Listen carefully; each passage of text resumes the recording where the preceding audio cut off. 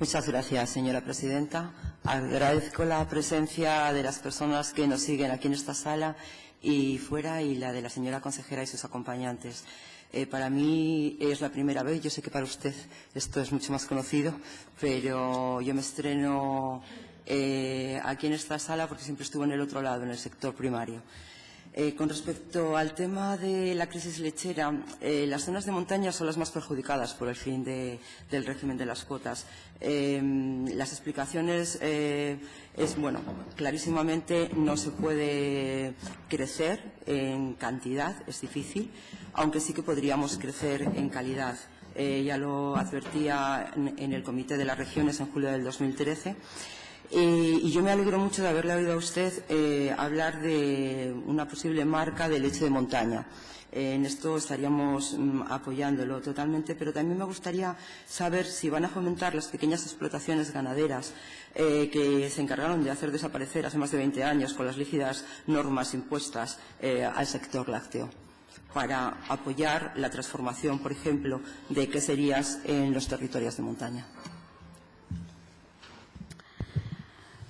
Bueno, pues, a ver, plantea cuestiones muy diferentes. Las zonas de montaña deberían tener un reconocimiento específico en lo que son los fondos que se perciben por parte de los productores de fondos de la política agrícola común. Fue siempre nuestra reivindicación, tanto para el vacuno de leche como para el vacuno de carne.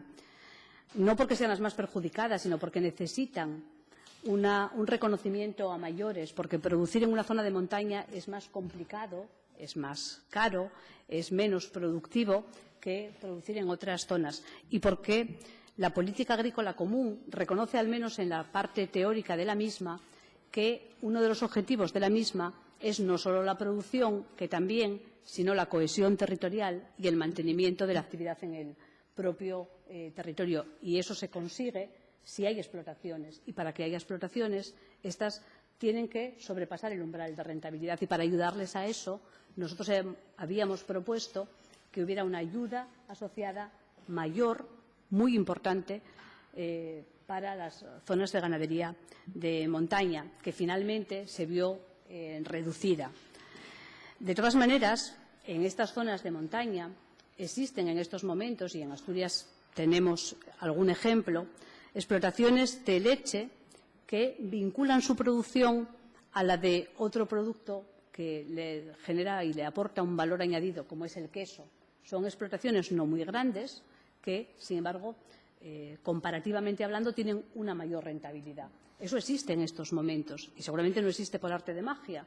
Seguramente existe porque ha habido interés por parte de los productores y porque ha habido medidas de acompañamiento por parte también de las administraciones públicas. Por lo tanto, esa es una realidad que puede servir de ejemplo para otros lugares. Pequeñas explotaciones. Las explotaciones de Asturias no son en general muy grandes, aunque ha habido una fuerte concentración en los últimos años. Yo he sido siempre partidaria del mantenimiento de las pequeñas explotaciones que se gestionan en el ámbito familiar. Casi todas las explotaciones de Asturias, incluso las más grandes, encajan en este tipo. Unas son más mecanizadas, más modernizadas, otras siguen manteniendo estructuras más parecidas a las de hace unos años. En todo caso, esas pequeñas explotaciones que usted dice que hemos hecho desaparecer, bueno, seguramente habría que hacer un análisis más serio de esta afirmación que usted ha hecho. El proceso de concentración, sobre todo en el lácteo, se está produciendo en todos los ámbitos, en Asturias, en España, en todos los países europeos e incluso en los Estados Unidos. Yo soy partidaria de la promoción de las políticas locales y también de políticas agrícolas relacionadas con lo local, pero no debemos olvidar que vivimos en un mundo que está mercantilizado y que hay que ser capaz de responder a las exigencias del mercado y, por lo tanto, tiene que haber siempre un tamaño mínimo de las explotaciones. Yo estoy segura de que, o estoy casi segura, de que esas explotaciones que había hace 40 años, que tenían 6 vacas, es muy difícil que vuelva a existir. Y no sé si ese es el objetivo al que debemos destinar nuestros esfuerzos. Bueno, me doy por contestada. Realmente solamente quería saber que iba a haber una línea o no iba a haber una línea para apoyar a estas explotaciones vinculadas con Llevamos con las años queserías. apoyando en nuestros programas de desarrollo rural las explotaciones que se encuentran en zonas de montaña.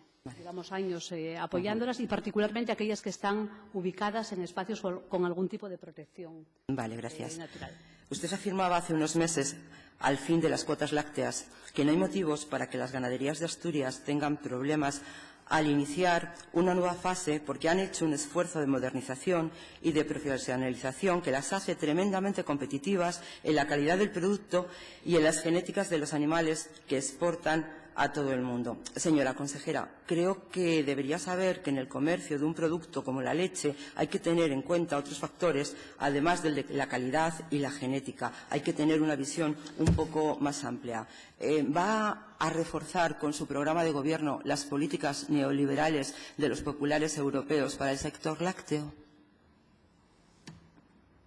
La verdad es que mi afirmación tenía que ver con el intento de hacer un planteamiento positivo en torno a la capacidad productora de leche de nuestra comunidad autónoma en un horizonte sin cuotas. Y mire usted la importancia de hacer un buen análisis y lanzar un mensaje en positivo. En ese momento se estaban lanzando a producir más territorios que no están mejor dotados que nosotros para la producción o territorios que aspiran a hacerse con la producción láctea y que, sin embargo, son menos exigentes en lo que tiene que ver con estándares de calidad, por ejemplo. Y Asturias tiene que apoyarse en aquello en lo que es diferente y competitiva.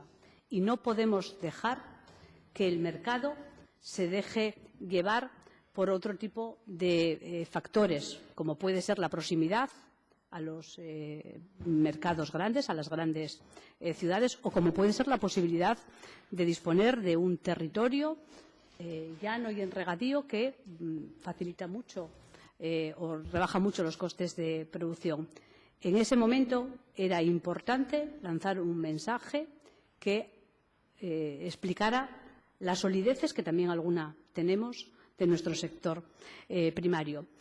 Y usted me pregunta si yo estoy dispuesta a luchar contra las políticas de mercado de la Unión Europea. Y estamos en la Unión Europea, formamos parte de la Unión Europea y seguramente las leyes del mercado tienen que ser tamizadas con la acción política que le ponga además corazón a la frialdad del mercado. Pero nos guste más o nos guste menos, vivimos en una economía de mercado que se podrá mejorar, a la que habrá que poner las máximas normas que podamos. Hay que ponerle puertas al capitalismo desaforado. Pero lo que no podemos olvidar es que formamos parte de la Unión Europea y la Unión Europea se mueve por leyes que tienen que ver con el mercado. Bueno, la desaparición de las cuotas lácteas sabemos que desde hace bastantes años ya estaba prevista, pero bueno, fueron apoyadas o fueron al final las que salieron, con lo cual consideramos que sí que tuvieron que ver en esas decisiones. Señora consejera, con la prueba de saneamiento... No soy capaz de alcanzar... perdone, lo que quería decir que lo que decidieron en Europa fue la consecuencia política de las gestiones que hicieron políticamente el PSOE también en Europa. Aceptémoslo. La supresión de la cuota láctea es una consecuencia de una decisión política que conocíamos todos y en la que participó el Partido Socialista. No, como hablaba... No, esa era la conclusión que estaba dando. El sistema capitalista y de mercados. Sí. Señora consejera, nos han hecho transmitirle una pregunta muy concreta un grupo de ganaderos de Colunga. A ver si soy capaz de hacerla de manera que se pueda entender. La campaña de saneamiento ganadero está ocasionando unos hechos que nos constan como reales, y es que un porcentaje muy alto, en Colunga dicen que sobre el 90%, de los animales que en un principio daban positivo al test de la tuberculina, en analíticas posteriores resultaban no tener tuberculosis. Y a estos animales se les aplican los protocolos que para ellos se disponen estrictamente, no lo dudamos, pero estos protocolos, ante una falsa situación epidemiológica, ocasionan un grave perjuicio emocional, económico y social en las explotaciones afectadas. El número tan importante de los llamados coloquialmente, que no es que lo quiera decir yo, falsos positivos, debería de poner en guardia a la Consejería sobre la fiabilidad actual de estas analíticas. Por eso mi pregunta es que si están valorando tomar medidas a este respecto, y con ello me refiero a investigar el origen de los errores o del fallo diagnóstico de la prueba para la tuberculosis. Vamos, ¿sí o no? ¿Sí o no? Sin embargo, es muy difícil contestar una pregunta tan larga en la que se han hecho tantas afirmaciones. Bueno, con un sí o con un no. Perdone. Si no le importa. No, no me importa. Creo que ya hemos hablado de esta cuestión y, en todo caso, puesto que además hay un componente que es técnico y que es importante, espero que el director pueda darles mayor información. Lo que he dicho esta mañana, he dicho en muchas ocasiones porque hemos hablado con muchos ganaderos sobre las campañas de saneamiento, sobre la situación que se produce cuando un animal reacciona y el daño que eso produce a la explotación, las medidas que hay que adoptar. Percibo que puede estar generándose una falta de confianza de los ganaderos en las campañas de saneamiento y esto es algo que tenemos que corregir. Los ganaderos tienen que confiar en que las campañas de saneamiento se hacen bien, se hacen con criterios técnicos, que no hay arbitrariedad por parte de las personas que las realizan. Nosotros estamos trabajando en todas aquellas líneas que puedan incidir para mejorar las campañas de saneamiento y, sobre todo, para mejorar la confianza de las mismas en los ganaderos. No hemos dejado de tener en cuenta la posible incidencia de la fauna silvestre, hemos mejorado la gestión de los equipos humanos que la realizan, hemos puesto medidas de mejor coordinación y tendremos que seguir haciéndolo, sin ninguna duda. Lo que no es de recibo, señoría, es que se traslade a la opinión pública lo que usted trasladó este verano. No es de recibo, es de una irresponsabilidad absoluta. No se puede decir que está llegando al consumidor ningún alimento que no cumple con los requisitos sanitarios. Y yo creo que usted hoy ha hecho una rebaja de aquella afirmación que me parece que va en la dirección adecuada. Creo que merece la pena que lo pongamos de manifiesto. Siento que me interpretaran tanto usted como algún periodista mis palabras en ese sentido. Yo lo único que pedía era una trazabilidad económica, que era donde iba mi siguiente pregunta. Si era consciente... Perdone, pero quería que le contestara el... perdone. Sí, vale, luego contesto yo a todo. Sí, buenas tardes. Ivo Álvarez, director general de Ganadería. Perdone por estar en esta posición que estamos, porque es muy correcta. Vamos a ver, yo creo que tenemos que tener claro, porque me preocupa bastante pues estos comentarios o sobre todo esta relación al tema de mal llamados falsos positivos. Yo creo que aquí no existen falsos positivos. Estamos hablando de un programa nacional de erradicación donde hay unas pruebas de diagnóstico, hay unas pruebas de rutina, que es la prueba de la intradermo-tuberculinización, en la cual los criterios para la interpretación del diagnóstico solamente caben 3 resultados. O bien es negativo, o bien es dudoso o no concluyente, en cuyo caso se repiten, o es positivo. Entonces, no cabe el término falso positivo. Bien es cierto que aquellos animales que se sacrifican, pues a mayores se hacen pruebas complementarias como es el cultivo, y que en el cultivo, lógicamente, no en todos los cultivos que se hacen crece el germen de la tuberculosis. Es una prueba que hacemos a mayores porque nos interesa, porque nos da información muy útil sobre la especie de la bacteria, si es el Mycobacterium bovis, si es el Avium o el Capraeo, etcétera. Nos da información sobre la información genética, sobre la bacteria, sobre el espoligotipado, que nos va a dar información pues, sobre el origen de los focos, ¿no? Pero en ningún momento podemos decir o considerar que el cultivo es una prueba diagnóstica porque la sensibilidad que tiene es muy baja. Si en una población de 100 animales positivos les hacemos cultivo, solamente nos van a dar pues, en el mejor de los casos, siendo muy generoso, pues entre 10 y 15 animales. Entonces estamos hablando de un porcentaje muy bajo para poder utilizar esta técnica como diagnóstico. Por otra parte, es normal que esté pasando esto porque la tuberculosis es una enfermedad crónica, es una enfermedad cuyo periodo de incubación es muy largo, puede ir desde un mes hasta varios años, y los animales que se contagian no les da tiempo a desarrollar lesiones. Entonces, bueno, en las muestras que se toman en los mataderos, bien de los ganglios retrofaringios, bronquiales o mediastínicos, en la mayoría de los casos no ha dado tiempo a que se desarrollen esas lesiones. Y como no hay lesiones, en los cultivos que se hacen en los laboratorios no va a crecer el germen y van a ser cultivos negativos. Esto no quiere decir que sean falsos positivos.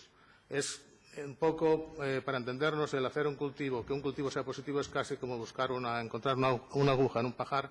Por lo tanto, que un cultivo sea negativo no quiere decir que el animal no estuviera enfermo. Entonces, hay que dejar claramente que la técnica de rutina y la técnica de diagnóstico es la prueba de la tuberculina. El cultivo, igual que el gamma-interferón, bueno, pues son pruebas suplementarias que nos pueden ayudar a entender mejor la enfermedad, pero no la técnica que se está utilizando para cumplir con el objetivo, que aquí se trata de un programa de erradicación, que el objetivo es erradicar la tuberculosis. Ahora mismo estamos en el 0,21% en el 2014. El objetivo es bajar por debajo del 0,1%, que, bueno, otros países de nuestro entorno lo han conseguido. Entonces, yo creo que pues aquí en Asturias lo tenemos que conseguir también. No vamos a ser peores que los demás. Y esto es, en principio, lo que quería comentar al respecto. Si tiene alguna otra duda. Muchísimas gracias. No me voy a meter en un bucle con este tema. Lo que comentan los periódicos, algunos son bastante malintencionados sobre las opiniones. Usted será consciente de ello también. De todas maneras, en estas pruebas que se hacen, lo que no me puede negar es que si de 60 animales que se les ha hecho la prueba de la tuberculina, luego los cultivos posteriores, solamente uno da crecimiento de bacterias de la tuberculosis, algo está pasando en esa prueba, quiera usted o no confirmarlo. Yo soy bióloga también y entiendo de lo que es un cultivo biológico. Voy a cambiar de tema. Solamente una pregunta más con esto. ¿Son conscientes de las probables especulaciones económicas que rodean al mercado de la carne de estos animales? Es algo que usted ha puesto de manifiesto este mismo verano y que, en todo caso, no sé si a usted se le ocurre qué se puede hacer desde la Administración para evitarlo en fin, para evitarlo. Es una cuestión sorprendente. Creo que estamos para que ustedes contesten. Ya hablaremos en una comisión. Salvo que ustedes sigan insistiendo en que se está comercializando carne que no tiene los requisitos sanitarios. Es una cosa que acaba de decir usted en mi boca. Yo no lo he dicho todavía ni en la prensa ni a ustedes. Y lo vuelvo a repetir. Voy a cambiar de tema. Ahora vamos a hablar de recursos naturales, porque siempre son cosas que se nos quedan en el tintero. Son de recursos naturales, están al final de todas las exposiciones que ustedes hacen. Y nos han trasladado la guardería una serie de problemas que tienen con los protocolos de actuación de avisos de fauna herida o muerta. Ante una llamada por un aviso de fauna herida o muerta al 111 de un ciudadano, este comunica el incidente al coordinador de guardia. El coordinador comunica la incidencia al guarda, por parte que lleva un móvil, y el guarda del medio natural atiende la incidencia, recogiendo al animal vivo o muerto. Bueno, ¿qué ocurre entonces? En el caso de que el animal esté muerto, se atiende a la incidencia, se recoge al animal y se le tira a un sitio poco visible ahí en un rinconcito. No existe un protocolo de qué hacer con estos animales, ni existen vehículos especializados para la recogida de cadáveres. Por lo tanto, cada guarda actúa según su criterio. En caso de que el animal esté herido, se recoge al animal, aclarar que las oficinas solo disponen de transportines, careciendo de cajas apropiadas para el transporte de aves. Una vez recogido al animal, se avisa al coordinador de guardia, comunicándole el estado del animal, y este es el que decide qué se hace. Si está en muy mal estado, normalmente se sacrifica, y si está en un estado aceptable, se deja en la oficina de cada territorio a la espera de que se recupere, soltándolo al día siguiente. En la práctica no existe un protocolo claro sobre cómo actuar. Hay un pequeño centro de recuperación de fauna en Infiesto que funciona con personal contratado de forma temporal, es decir, que actúa si hay personal o no. ¿Tiene el Principado de Asturias un protocolo de actuación ante el caso de fauna herida después de su recogida? Pues, señoría, después de lo que usted acaba de decir, que Este es un informe que me ha pasado la guardería rural. no pongo en duda ni la fuente, si usted además le da legitimidad. Creo que sí tenemos protocolos para actuación de fauna herida, desde animales del tipo de los osos, a los que hemos tenido que recoger en diferentes estados y que hemos recuperado en una buena medida y en algunos casos hemos reintroducido, hasta pequeños pájaros o cualquier tipo de ave.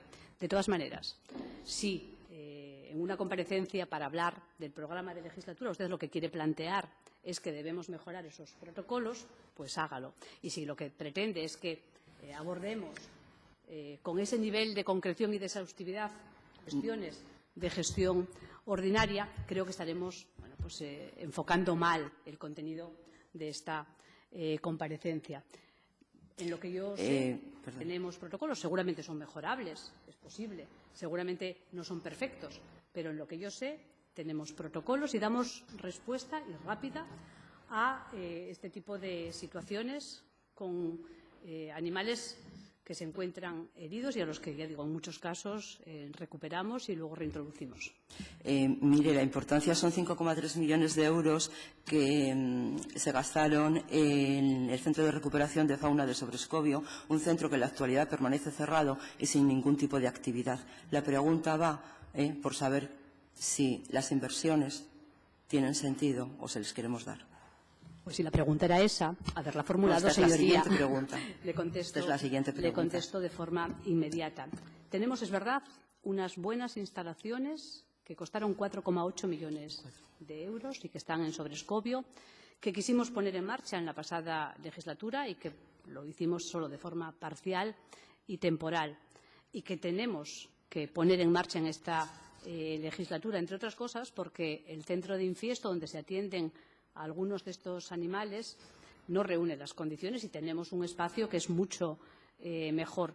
Y además le voy a decir cuál es la propuesta que estamos trabajando y que vamos a poner sobre la mesa de forma inmediata en relación y en colaboración, espero que con el Ministerio y con el Gobierno del Estado. En estos momentos hay una especie, que es el oso, que está empezando porque su recuperación es evidente desde el punto de vista científico, está empezando a formar parte de la realidad cotidiana de muchos de nuestros pueblos y es muy frecuente que algún ejemplar de oso sufra algún tipo de incidente. Se está empezando a reclamar desde la comunidad científica la necesidad de disponer de algún centro para el conjunto del oso en la cordillera cantábrica. Nosotros vamos a proponer al Ministerio que se utilice como centro de referencia el Centro de Recuperación de la Fauna para el oso y no solo, pero en principio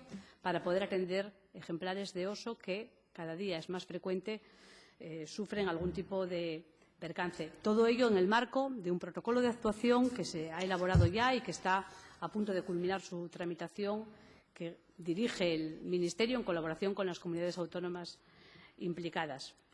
Es una propuesta que hay que trabajar, que nosotros vamos a poner sobre la mesa y que podría contribuir a la dotación y el mantenimiento de ese espacio, que es un espacio muy grande y que cuesta dinero también tener abierto, con el objetivo de que la inversión que se hizo en ese equipamiento pues tenga al final un sentido y tenga sobre todo un interés público, como es el de la recuperación de animales que hayan sufrido algún tipo de percance. Muchas gracias. Con respecto a la gestión de daños por fauna salvaje, han hablado bastante ya, pero a mí me han quedado un par de dudas, y es si realmente van a apostar por un modelo paliativo. Desde el año 2009 no hay una ayuda para mejoras o para vallados y todo lo que sería acciones preventivas, porque hasta ahora lo que han hecho son paliativas. ¿Qué medidas va a tener el plan del lobo con respecto a la línea de la prevención? El plan del lobo contempla la mejora de las medidas preventivas. Y en esto, bueno, pues hay cuestiones que son ya clásicas, la protección de los animales mediante perros o mediante algún tipo de cercado. Se está trabajando en proyectos experimentales que creo que se pueden atender y estudiar aquí, en nuestra propia comunidad autónoma y en otros países, por ejemplo, incorporando burros a los rebaños que están en el monte. En todo caso, yo creo que tenemos que ser conscientes de que hay una determinada forma de gestión, de manejo tradicional, vernáculo del ganado en nuestro territorio que es muy difícil proteger y que, por lo tanto, tenemos que actuar también en lo que es el control de la especie. Creo que es importante que equilibremos adecuadamente las medidas de control con las medidas de protección y creo que es importante que también se articulen las fórmulas necesarias para poder indemnizar de forma lo más ágil posible. Pero yo estoy segura que a usted lo que más le preocupa es que no hagamos control, porque su programa establece un nivel de protección superior para la especie del lobo y, por lo tanto, creo que lo que a usted le preocupa es que no hagamos control, que dejemos que la especie crezca de forma Estoy alucinando un poco con la observación o el entendimiento que tiene de nuestro programa. En nuestro programa tenemos muchas medidas para los daños por fauna y no son precisamente la que usted está comentando. La que sí que tenemos y que nos gustaría saber si ustedes estarían también en esa línea es que se elabore un proyecto de investigación para saber cuál es la población y el comportamiento actual de los lobos en la cornisa cantábrica. ¿Tienen la idea de llevar a cabo algún estudio con la universidad o con el Consejo Superior de Investigaciones Científicas a este nivel? Nosotros lo que trabajamos y en lo que vamos a dedicar nuestro esfuerzo es, sobre todo, a elaborar buenos censos de lobos que nos permitan tener un conocimiento claro y transparente de cuál es la evolución de la especie por el territorio. Y esto no es sencillo, pero es posible. Y eso está también recogido en el propio plan de gestión del lobo. Y a eso es a lo que vamos a destinar fundamentalmente nuestros esfuerzos. Pero es evidente que a usted le preocupa más la protección de la especie que otra cosa. A mí me preocupa la protección de la especie del lobo, la protección de la especie del ganadero y la protección de la especie de todos los animales y seres que viven en un mismo ecosistema y que tienen que compartir la actividad. Pero de todas maneras, las preguntas se las hago yo a usted, no usted a mí. Voy a seguir con apicultura. En Asturias hay contabilizadas 36.797. Salía en un periódico el otro día colmenas. De estas, 39 son de productores profesionales y 1.386 son de no profesionales o de hobbies. Los profesionales, por una parte, consideran que falta iniciativa empresarial y, por otra parte, también dicen que tienen capacidad para vender bastante más miel de la que hay en Asturias. ¿Es consciente de la importancia de este sector cara a un programa en donde la diversidad es la clave de la sostenibilidad en el mundo rural, teniendo en cuenta que las políticas forestales, la existencia y la potenciación de este sector, se lo digo porque los brezales son matorrales y parece que usted lo único que quiere es limpiarlos, forman parte de los recursos forestales y es en principio el alimento para obtener la miel más valiosa de Asturias y no podemos mirar al monte y ver solo madera. Estoy de acuerdo, no podemos mirar al monte y ver solo madera y lo he dicho, creo que en mi intervención inicial de forma muy clara, el monte es, además de madera, es miel, es hongos, es ganado, es carne, es biomasa. El monte es muchas cosas y debemos gestionarlo de forma interdisciplinar e integrada. Y es verdad que hay una parte muy importante de matorral que puede ser productivo para miel, pero también es verdad que hay una parte importante de matorral que debemos recuperar para pastos, porque lo necesitan las bases ganaderas de nuestra comunidad autónoma, porque queremos seguir produciendo carne y también leche, fundamentalmente carne, a unos precios más competitivos, y tenemos que incrementar las posibilidades de pasto de nuestros animales. En todo caso, la gestión del territorio, una gestión integral del territorio, va a requerir que establezcamos, que conozcamos la capacidad productiva de cada zona y la vocación productiva de cada zona. Y hay que intentar acompasar esa capacidad y esa vocación productiva del territorio a las necesidades productivas de los hombres y mujeres que están en el territorio. Y estoy convencida de que puede haber una adecuada ordenación territorial que permita que cada uno de los espacios territoriales pueda desarrollar de forma ordenada su propia vocación productiva, que las veigas se destinen al cultivo agrario, que las zonas que tienen vocación de pastos sean y se mantengan como pastos y que los brezales puedan contribuir a producir una buena miel.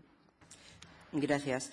La apicultura no profesional, las actividades agrícolas, las pequeñas explotaciones de ganadería mixta, las pomaradas y, en general, las pequeñas producciones que pueden obtener la certificación ecológica, pero que se encuentran con la profesionalización como freno a la actividad económica, requieren de una normalización que regule este sector, que es real y en crecimiento tras la crisis económica.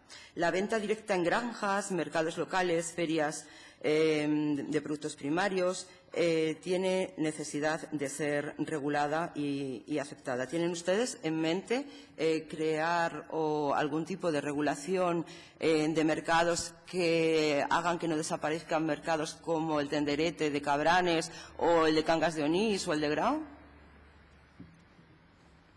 La regulación de venta directa, perdón. Sin duda, hay que mejorar en la regulación de la venta directa, que por otra parte ya se permite para este tipo de productos de huerta, al que usted se refiere, en cualquiera de los mercados locales que existen en nuestro territorio sin ningún tipo de problema. Es más difícil en lo que tiene que ver con otro tipo de productos, como pueden ser los quesos artesanos o las mantequillas, por ejemplo, pero que en todo caso también están autorizadas en nuestra comunidad autónoma en multitud de mercados y mercadillos directamente por el productor. Pero nosotros sí que habíamos apostado por mejorar las formas de venta directa, porque creemos que hay que explorar todos los canales de comercialización y que no hay que dejar de utilizar ninguno. Necesitamos mejorar el paraguas normativo. No lo pudimos hacer porque nos faltaba la base reguladora en la que encajar un decreto, nos faltaba el desarrollo legal. Y, por otra parte, la propia normativa se ha ido modificando en estos años a nivel estatal y es normativa básica. Creo que en estos momentos tenemos un marco normativo lo suficientemente estable como para poder abordar nosotros también este tipo de propuestas que yo plantearía, no para los que se dedican a esto de forma como hobby, sino especialmente para los profesionales, sin, evidentemente, expulsar del sistema a los hobbies. Pero si hablamos de venta en explotaciones, siempre nos estábamos refiriendo a los profesionales de cualquiera de los sectores que creemos que son el principal objetivo de nuestra tarea política de cada día. Gracias. Asturias ha desarrollado diversos planes de desarrollo para las áreas rurales de montaña del Oriente y del Occidente, planes estratégicos para la agricultura ecológica. Por cierto, van a hacer el tercero, no el segundo. Líneas de actuación en diversos sectores del mundo rural y, a pesar de ello, se pierde población en estos concejos. Agricultoras y ganaderas se ven diezmadas en sus ingresos. Sus jóvenes siguen emigrando.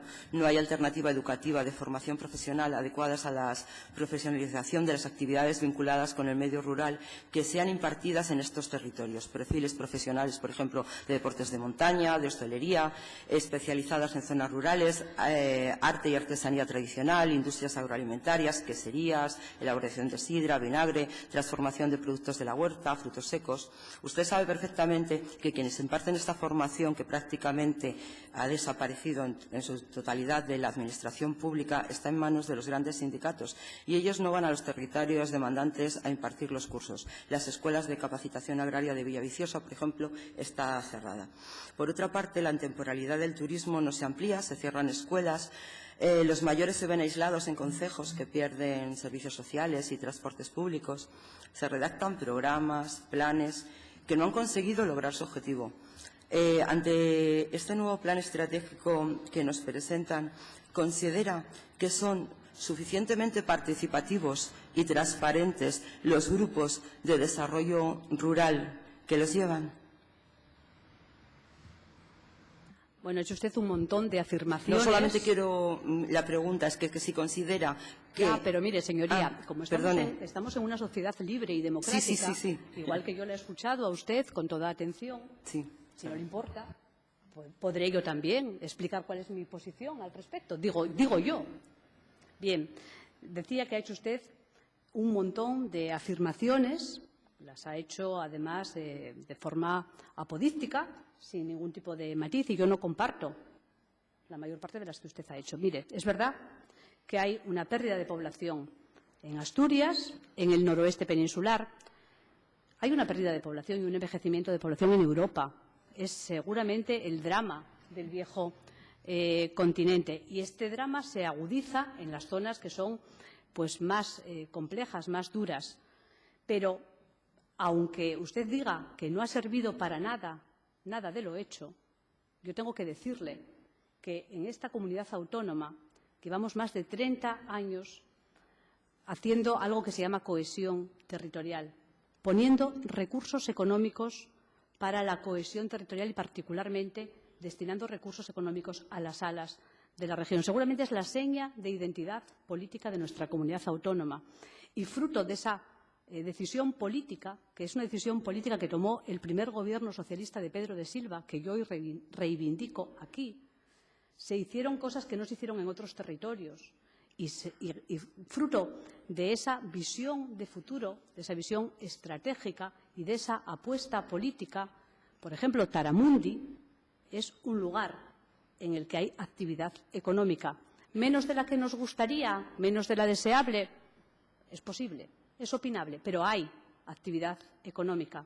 Osomiedo es un concejo que modificó de forma drástica el declive al que estaba abocado y hoy en día es un concejo turístico, es un concejo ganadero y es ejemplo de políticas activas en el medio rural. Y no se están cerrando las escuelas, como usted afirma, de forma absolutamente general. No se están cerrando las escuelas. En Asturias seguimos manteniendo escuelas en el medio rural. Seguimos manteniendo centros de salud y consultorios periféricos. En Asturias tenemos hospitales comarcales. Eso tiene que ver con la política, tiene que ver con decisiones políticas y se pueden evaluar. Se puede decir, esto se hizo bien o se hizo mal, se podía haber hecho mejor o la inversión que se hizo no está resultando como hubiéramos deseado o sí, no lo sé, pero eso es una realidad que está ahí. Por lo tanto, señoría, creo que conviene que hagamos un análisis real de lo que está pasando. Solo podremos actuar de forma eficaz si hacemos un análisis real y no nos hacemos trampas en el solitario. Y después de toda esta reflexión, usted me habla de que hemos pactado con los grandes sindicatos. No, mire, hemos pactado tanto lo que es la elaboración del programa de desarrollo rural como de la estrategia, el programa de desarrollo rural con lo que establecían los reglamentos comunitarios, una participación pública, teniendo en cuenta la normativa comunitaria, la estrategia, hablando y compartiendo con todos los sectores implicados. Y usted me dice si finalmente estoy satisfecha con que los grupos de desarrollo rural estén llevando adelante la participación. Bueno, en lo que yo conozco, los grupos de desarrollo rural han realizado un buen trabajo de dinamización económica del medio rural. Los grupos de desarrollo rural están en estos momentos realizando un análisis territorial y elaborando una estrategia que se adapte al marco comunitario, pero que responda a la realidad de cada uno de los territorios a los que tienen que responder. Los grupos de desarrollo rural están formados por un porcentaje superior de iniciativa privada que de participación vinculada a instituciones públicas, tal y como recogen los reglamentos. Y en lo que yo conozco, se están manteniendo reuniones de trabajo abiertas en las que hay propuestas de todos los sectores implicados para determinar cuál es la estructura de estas nuevas estrategias. ¿Mejorable? No lo sé, es posible. En todo caso, se ajusta a lo que establece el marco normativo y yo creo que está siendo muy participativo y muy interesante, sobre todo en determinados territorios. Por lo tanto, creo que se está haciendo un trabajo más que razonable. Yo le preguntaba si consideraba que eran suficientemente participativos y transparentes, sobre todo en la parte participativa, después de que en el CEDER del Alto Narcea y Muniellos el PSOE y Foro se unieran para no dejar participar al grupo político más votado en Ibias. Hablando de agricultura ecológica y agricultura en general, porque si algo escandaliza en su o por lo menos a mí me impresiona en su consejería, es una falta grande de apuesta por la producción agrícola. Teniendo en cuenta que los vegetales que comemos los asturianos proceden en un 97% de fuera de Asturias, no se ve claro una apuesta por este sector desde su consejería, mientras que cada vez un número mayor de jóvenes quiere ir a vivir al campo o a complementar su actividad con un huerto, una pomarada, una finca pequeña de pequeños frutos. Mira el escaparate de la librería Cervantes y verá a lo que me refiero. Pero estos jóvenes se encuentran con la complicada burocracia, con la imposibilidad de pagar la seguridad social agraria al ser un complemento a la renta o ser realmente unas rentas de verdadera subsistencia. ¿Qué ayudas puede recibir de su consejería un joven que complementa su actividad profesional con una huerta familiar o con una pomarada?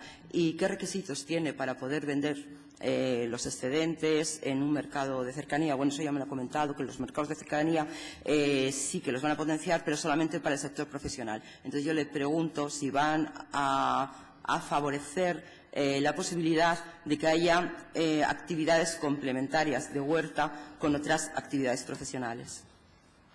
Yo no he dicho que los mercados tienen que estar relacionados exclusivamente con los profesionales, no, en absoluto. Sí es verdad que, lógicamente, nos interesa y mucho potenciar lo profesional, pero no está reñido en absoluto con aquel que lo quiere hacer como un complemento de renta o como un hobby. Particularmente con el que lo quiere hacer como un complemento de renta, porque una de las líneas de trabajo de la estrategia aborda precisamente la necesidad de complementar las rentas agrarias y ganaderas utilizando todos los recursos. Pero mire, a usted dice que le escandaliza o que le impresiona el que seamos poco productores en este tipo de cuestiones. Seguramente, si usted conociera que tampoco tenemos una excesiva demanda, ni la escandalizaría ni la impresionaría.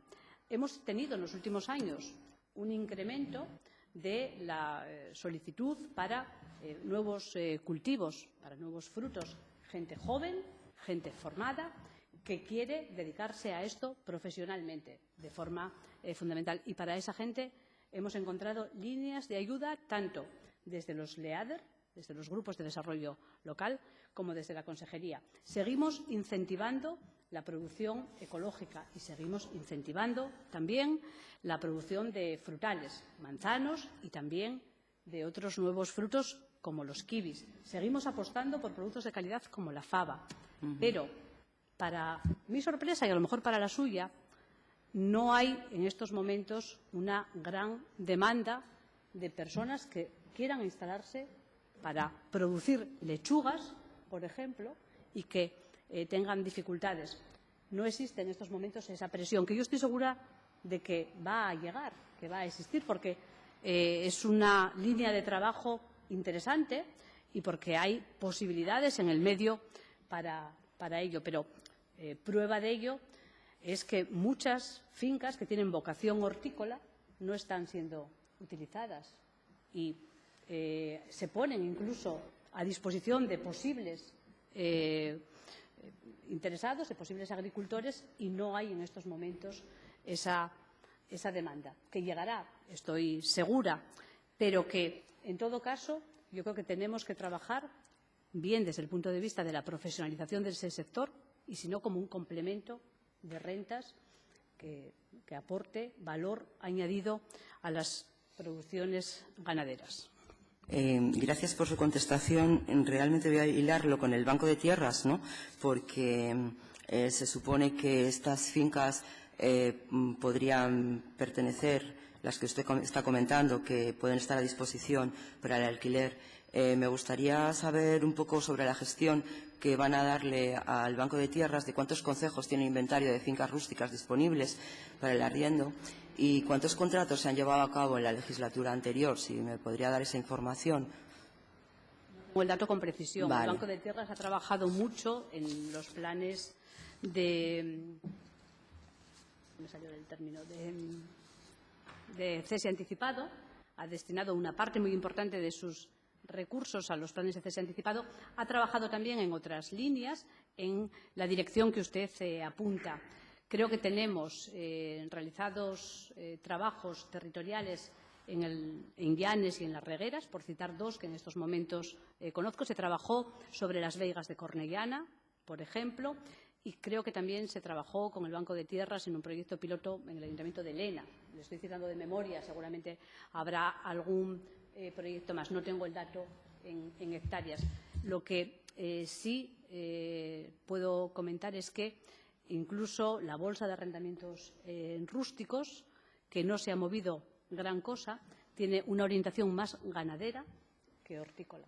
Lo que quiere decir que la estructura productiva de nuestra comunidad autónoma está muy condicionada por el sector ganadero, y quien está buscando incrementar la base territorial por todos los medios son fundamentalmente ganaderos. Hay algún caso que tiene esa vocación vinculada a la huerta, pero son muchos menos. Bueno, aunque sean menos casos, yo creo que si el 95% de las hortalizas y las legumbres que comemos en Asturias vienen de fuera, podría ser un planteamiento de nicho, de empleo, que podría fomentarse desde su consejería. También hay un problema con esto, y es que se van a perder las semillas de variedades hortícolas debido a que precisamente los agricultores son muy mayores, y para las nuevas generaciones potenciales, y como usted dice, van a lo mejor a venir a volver a desarrollar actividades de huerta, ¿qué medidas van a tomar para que no tengamos una pérdida de nuestras semillas? En lo que tiene que ver con legumbres como la faba, tenemos un banco en el propio Serida, creo que con alguna especie más. Y yo creo que esta es una propuesta que tenemos que consolidar y en la que tenemos que seguir insistiendo. Por supuesto, el Serida es en este sentido, en lo que tiene que ver con productos de la huerta, yo creo que el lugar, el espacio para plantear este tipo de viveros y de semilleros que nos permitan no perder las mejores variedades locales y autóctonas. Mire, señora consejera, ¿sabe lo que yo echo de menos? Los agentes de extensión agraria. Será porque soy muy mayor, pero creo que ahora mismo tienen a todo su personal prácticamente haciendo papeles de la PAC y tramitando subvenciones. Quizá si se recuperara esta figura o otra figura que desarrollar iniciativas en el campo, en vez de rellenar todo el día papeles, pudiera haber más agricultores o personas con iniciativas que cambiaran un poco la línea a la que viene llevando la desertización poblacional en nuestra región.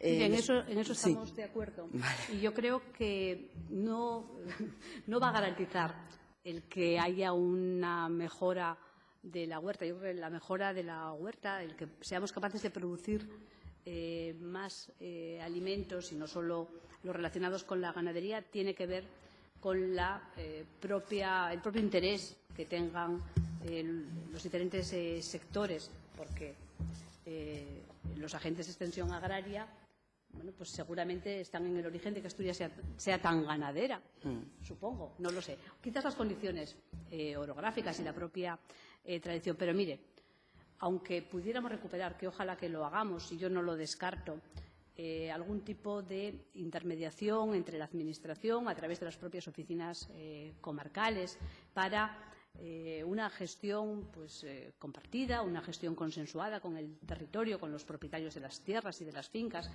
que permita además bueno, pues saber qué productos pueden tener interés en el mercado, porque si alguien quiere ponerse a producir lo que sea, lechugas o fabas, y quiere vivir de ello, quiere complementar sus rentas de ello, tiene que saber que va a haber un mercado al que lo va a poder llevar, sea el mercado local o sea una gran superficie, o sea Mercasturias, que le ofrezca una plataforma de comercialización, y tienes que saber que va a recibir un precio razonable por ese producto y que, por lo tanto, o el consumidor está dispuesto a pagar un poquito más de lo que se produce en otras regiones con menos costes de producción y que, por lo tanto, tiene un precio muy bajo en el mercado, o va a tener muchas dificultades. Pero creo que merece la pena trabajar en esa dirección y explorar eso. Lo que no estoy de acuerdo es en que no tengamos que hacer los papeles que hacemos en la consejería. Es muy importante que los hagamos y que los hagamos bien si queremos que los fondos de la política agrícola común lleguen a todos aquellos que tienen derecho a ellos y lleguen en tiempo y forma. Y eso requiere mucho trabajo y es un trabajo valioso. Y es un trabajo bien hecho por parte de los funcionarios de la consejería. Téngalo en cuenta. No dudo de la efectividad del trabajo, dudo de que no existan otros servicios que puedan desarrollar la actividad agraria. En el último proyecto del Plan Estratégico de la Agricultura Ecológica en el Principado de Asturias, el 2010-2013, se incide en el apoyo a la confianza en los consumidores. Nosotros creemos que no solo es una cuestión de confianza, sino también de formación en el consumo responsable como herramienta decisiva de empoderamiento de la población, por lo que el apoyo a las producciones ecológicas y locales debe pasar por crear conciencia de corresponsabilidad ciudadana en la soberanía alimentaria de su comunidad. Sabemos que consumo es una competencia también de sanidad y nos gustaría saber qué relaciones tienen en este sentido y si nos podría informar sobre sus programas para el fomento de cultivos de agricultura ecológica y si van a tener otros programas distintos a los que, a los que han llevado hasta ahora, que son la estrategia número 1, la estrategia número 2.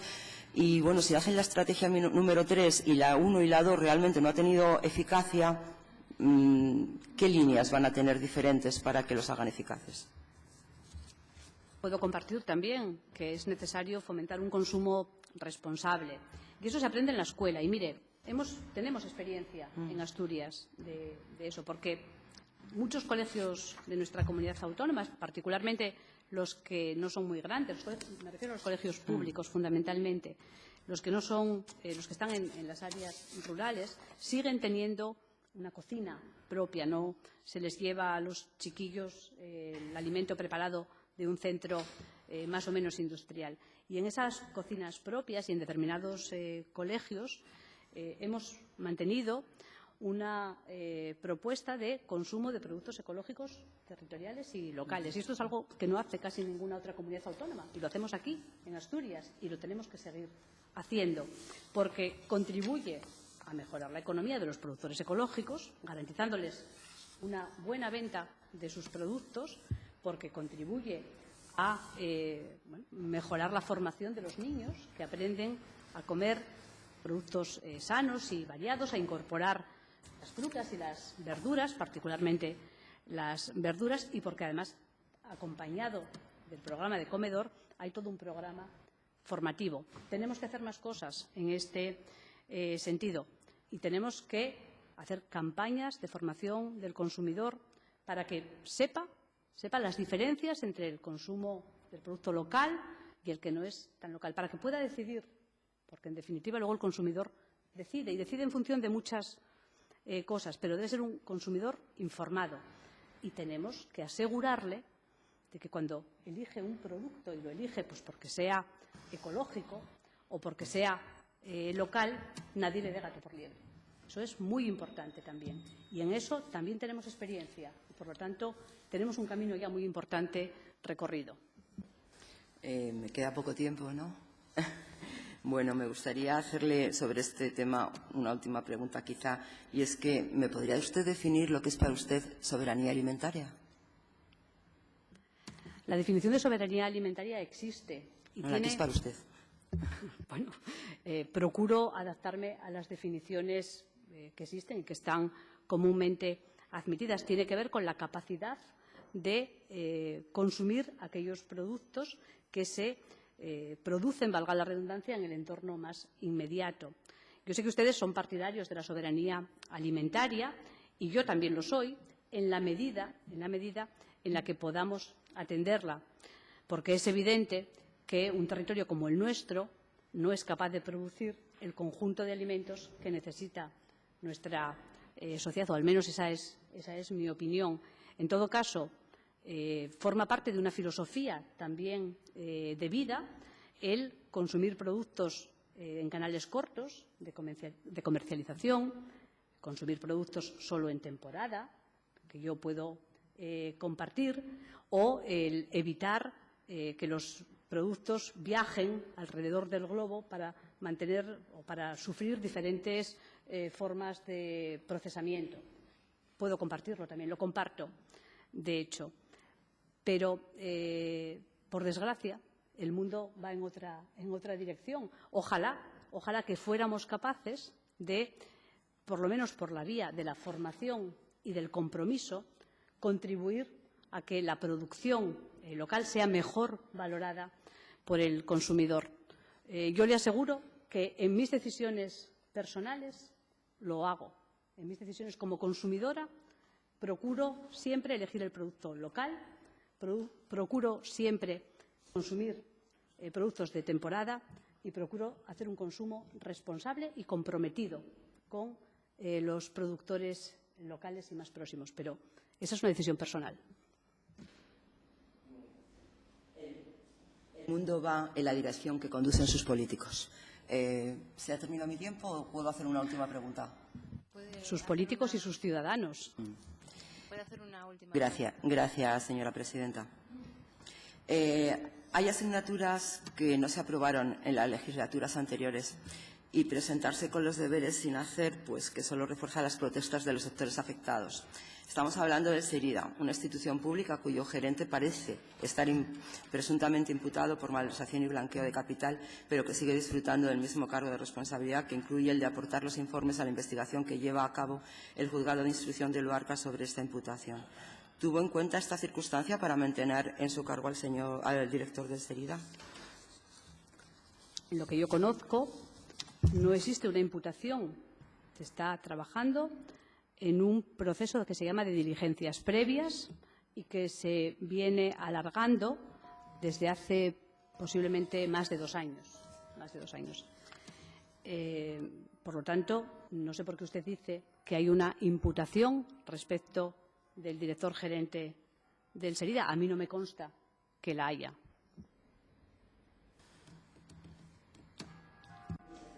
Gracias, presidenta. Muchas gracias, señora consejera. Gracias, señora diputada. Grupo Parlamentario Popular.